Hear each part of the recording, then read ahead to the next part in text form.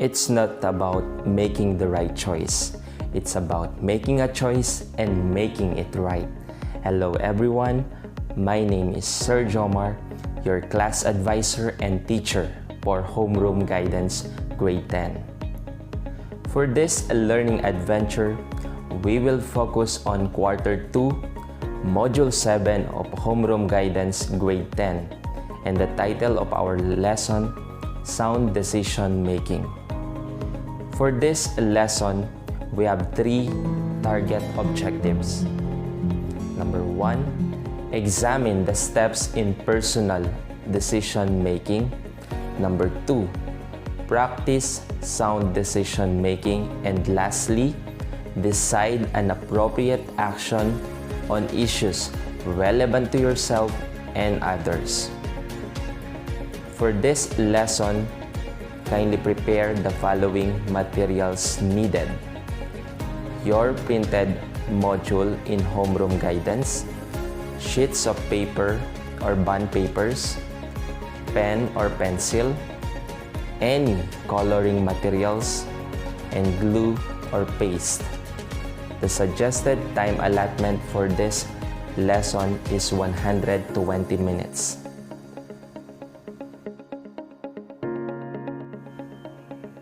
This learning episode will help you analyze sound decisions and goals towards the achievement of your personal welfare and common good. This will further help you examine different factors in decision making, provide proper procedures towards sound decision making, and evaluate experiences relevant to it. Let us have first a review. In the previous lesson, you have learned about developing yourself. You were provided with discussion and activities to help you determine the value of knowing yourself by identifying the strengths and weaknesses towards becoming a better version of yourself. This module has 6 interactive activities for you to follow, namely, number 1, let's try this, which will help you to get ready to learn. Second activity, let's explore this, which will guide you towards what you need to learn.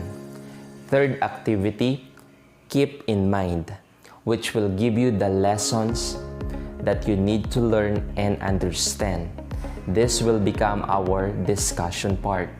Number 4, you can do it, which will help you apply the lessons in the reality of life. So number 5, what I have learned, which will help you evaluate your learnings and test your learnings about the discussion part. And lastly, number 6, share your thoughts and feelings. This will be our last activity, which will help you express your thoughts, opinions, and even your feelings about what you have learned on our lesson.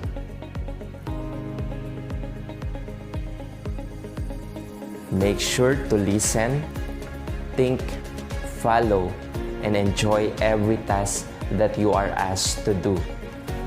All you have to do is listen carefully to the instructions that I will give you every activity. Have fun, stay safe, and healthy. Let's start.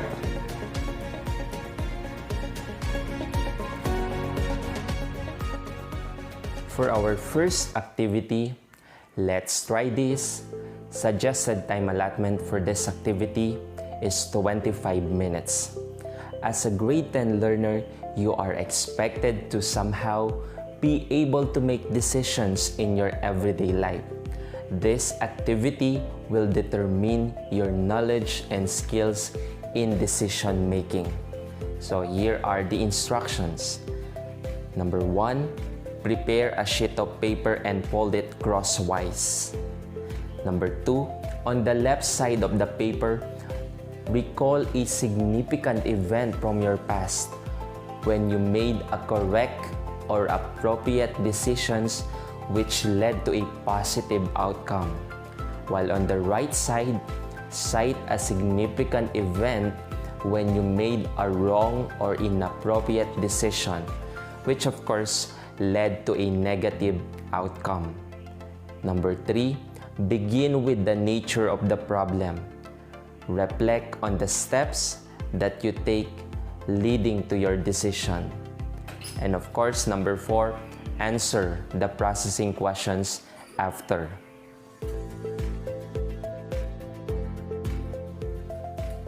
Great job, learners! How was the activity?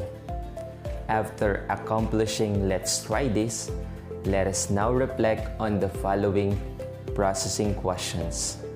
Number 1, how did you feel when reflecting on the decisions you made in the past? Number 2, what are the steps that you identified and followed in making your personal decisions? And number 3, what have you learned on the results of your decisions in the past?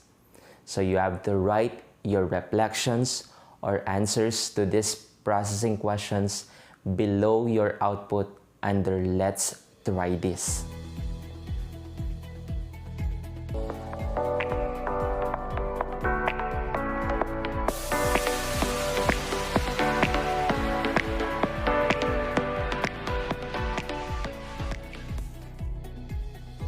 For our second activity, let's explore this. Suggested time allotment, 25 minutes. So the title of the activity, different scenarios, what will I do? To further test your decision-making skills, analyze the decision-making scenarios that I will be reading. Read carefully, so listen carefully, and reflect on the important steps in the decision-making process. Scenario number 1. You dream of being a part of the school's basketball team. To achieve that, you think that you should practice every day. 2 of your classmates who are already members of the team constantly size up your efforts. They make fun of you for practicing and for working hard. One day, they ask you to hang out with them. They told you that if you will join them and do things for them, they will recommend you to the team coach. What will you do? Scenario number 2. You are worried because one of your friends has been hanging out with your classmates who are pressuring her to try drinking alcohol. One of them is her longtime crush who even invited her to come to their house during weekend because his parents will not be there. Your friend came to you to help her decide. What will you do? Scenario number 3. Someone in your class cheated on a test. You know for a fact that he, together with your friend, were writing answers on a small note before the test. When the test papers were given, your teacher congratulated him for getting the highest score. You are confused about reporting that he cheated, as your friend might also be punished as well for helping him. What will you do? Okay, after making decisions based on the scenarios given, let us now reflect on the following processing questions. Number 1, how did you feel while deciding for the given scenarios? Number 2, what are the factors that you considered in making decisions? And number 3, what important insights have you gained from the decisions you have made? You may pause on this part of the video to focus and finish this activity. With that note, well done and congratulations, because 2 activities are already done.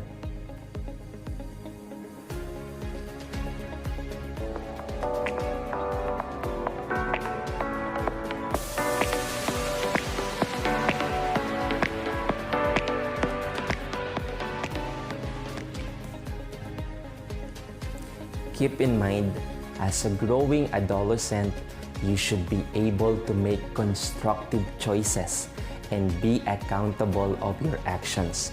Remember that each decision that you make has consequences that can affect your life. Here are some important tips to help you enhance your responsible decision-making skills. Number 1, be mindful and accurate in recognizing the problems and challenges that you are facing. Number 2, effectively analyze the problems by looking at it in different perspectives, including how and why it happened. Number 3, develop your ability to identify several options and explore the possible consequences for each. Number 4, approach problems by considering your values and principles. And of course, number 5, take time to evaluate how you solve a problem by reflecting on its outcome or result.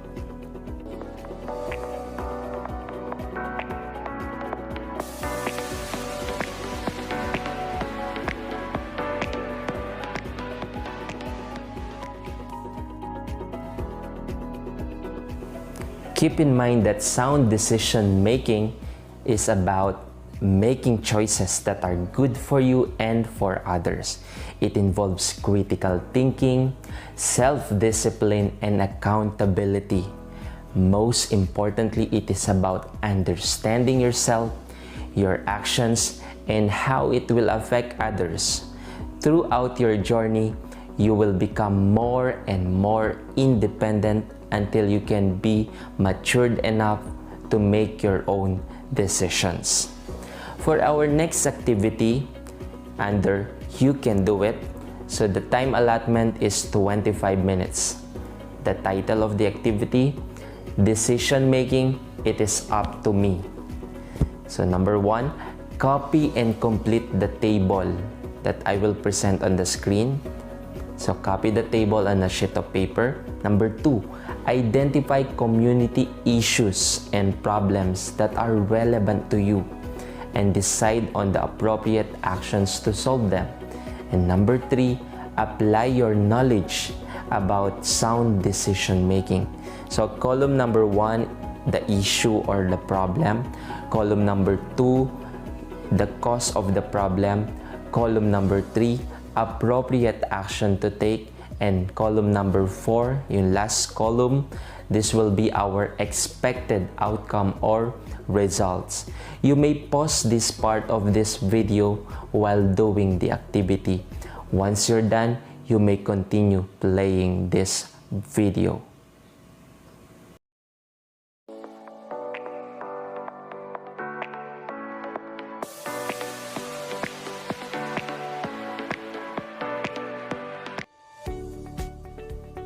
Great job, dear grade 10 learners.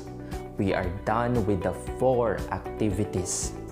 This time, our 5th activity, what I have learned. So the time allotment for this one, 10 minutes. Here's what you're going to do. Reflect on your personal experiences and learnings from this lesson and complete the given sentences. Answer them on a sheet of paper. Number 1, in making decisions, I discovered or rediscovered that I value blank. Number 2, when making decisions, I learned that I blank.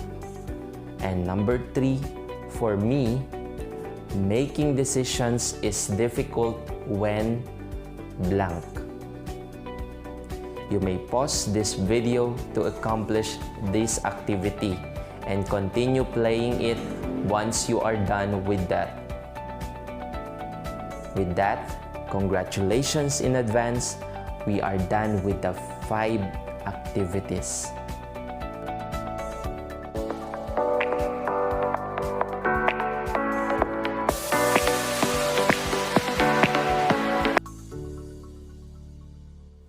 And for our last activity, yes, you heard it right. Last activity, share your thoughts and feelings. Suggested time allotment, 20 minutes.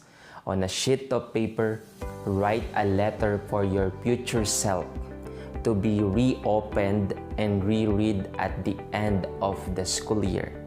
Consider the following questions in writing your letter. Number 1, what are the challenges that you already successfully went through? Number 2, what are the challenges that you expect throughout the school year? Number 3, what lessons have you learned up to this point? Number 4, what goals have you achieved? Who helped you along the way? And number 5, what will you remind yourself about making decisions and achieving future goals? You may pause this part of the video while writing a letter addressed to your future self and continue playing it once you are done. You may now start writing your letter.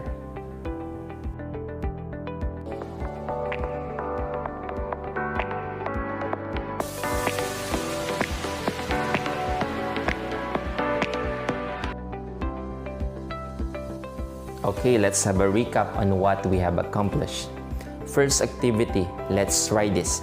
You were able to recall an experience wherein you made a good or appropriate decision which led to a positive outcome, and also an experience wherein you made a wrong decision leading to a negative outcome. Second activity, let's explore this.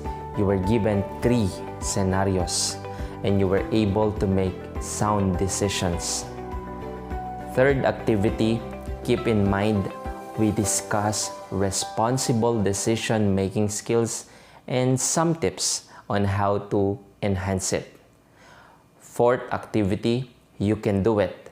You were able to identify community issues and problems that are relevant to you and decide on the appropriate actions to solve them. Fifth activity, what I have learned, you were able to reflect on your personal experiences and learnings from this lesson. And of course, sixth activity, the last activity, share your thoughts and feelings. You were able to write a letter addressed to your future self. All in all, we accomplished 6 over 6 activities. With that, congratulations!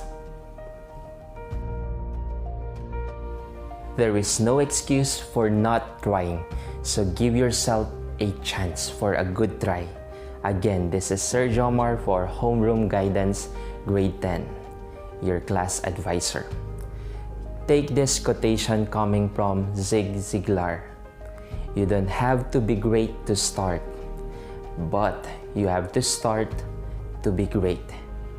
Thank you for watching this video. Don't forget to like and share this video to your fellow Grade 10 learners. Good day everyone, keep safe, and God bless us all.